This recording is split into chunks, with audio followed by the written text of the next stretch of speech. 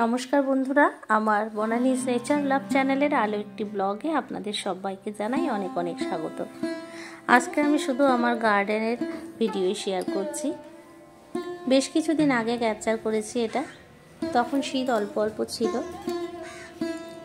সেই সময়েরই কিছু মুহূর্ত ক্যামেরাবন্দি করা ছিল, তাই আজকে ভাবলাম এই ভিডিওটাই শেয়ার করে নিই। কিছুদিন আগে আমার কিছু গাছের রিপোর্টিং এবং সেই সাথে আমার সমস্ত গাছগুলোকে একদিকে এনেছিলাম, সেটা আপনাদের সাথে শেয়ার করেছি। তো এটা তার পরপরেরই একটা ভিডিও। ওই দিন বাগানে বেশ ফুল ফুটেছিল।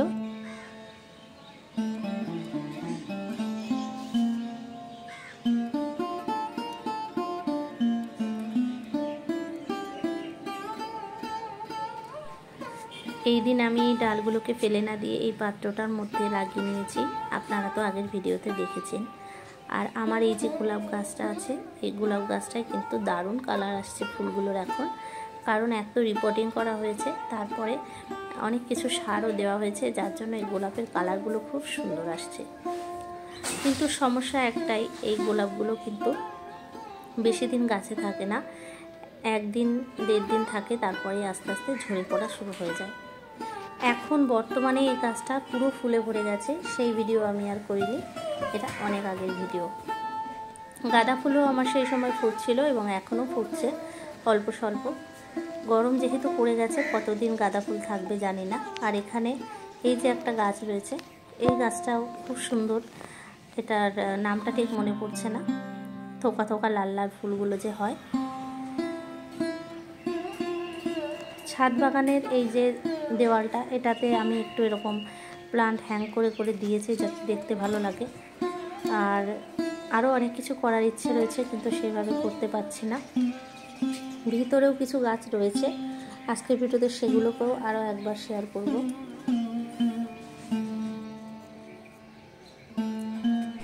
এই টগর ফুল গাছটাতেও খুব সুন্দর ফুল আসা শুরু হয়েছে।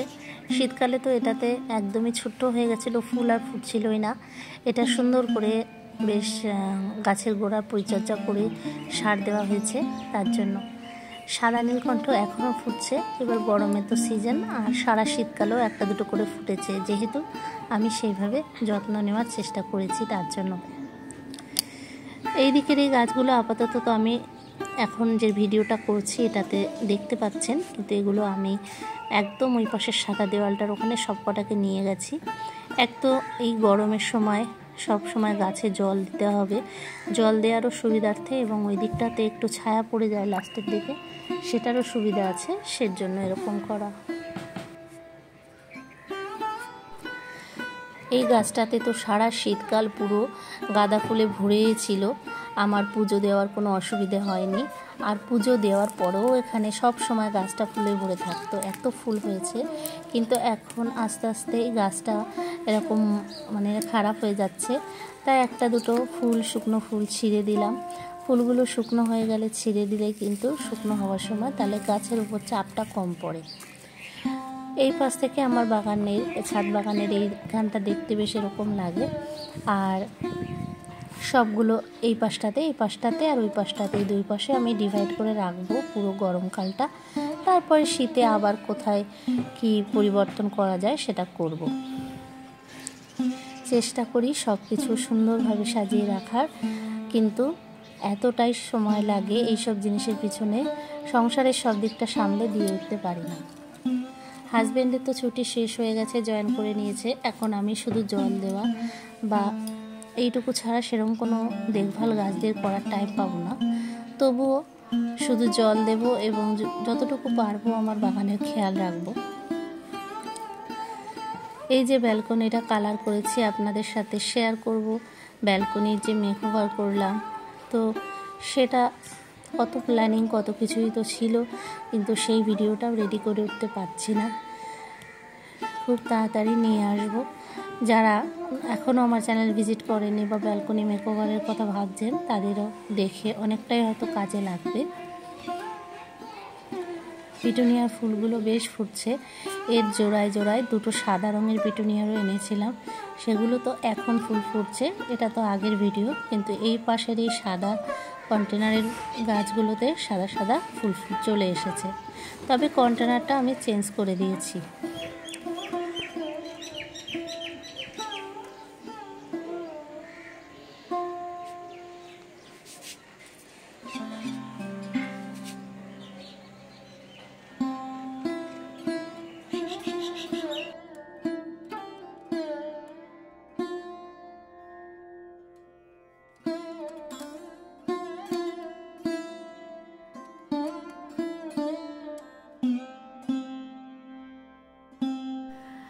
ছাদে এবারের শীতে মূলত আমি পাতাবাহার বা ইনডোর প্লান্ট এই ধরনের গাছগুলোই রেখেছি, কারণ এই দিকটায় ব্যালকনির এই সাইডে অনেকটাই রোদ্দুর কম আসে।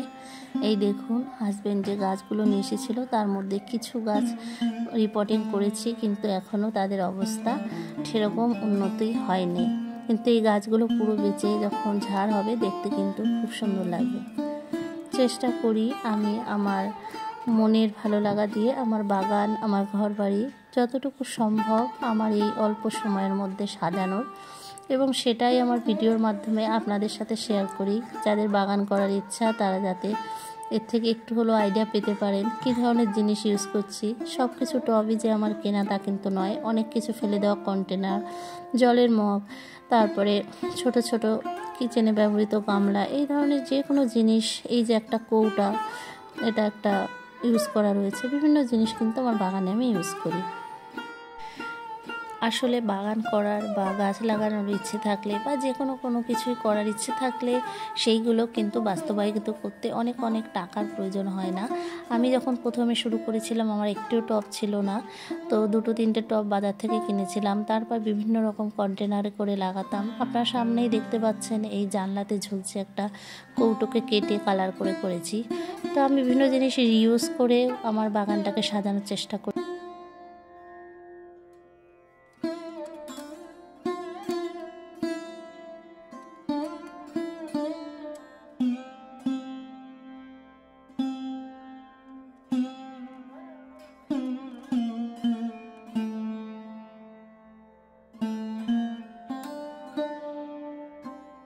আমি একজন লাইফস্টাইল ব্লগার, কিন্তু আমার ব্লগে শুধুই নিত্য নৈমিত্তিক কাজকর্ম থাকে না, থাকে বাগানের কিছু ভিডিও, থাকে কিছু DIY এবং সেই সাথে ডেলি ব্লগ। আমার ভিডিওগুলো যদি আপনাদের একটুও ভালো লাগে আমার চ্যানেলটি সাবস্ক্রাইব করে আমার পাশে থেকে যেতে পারেন।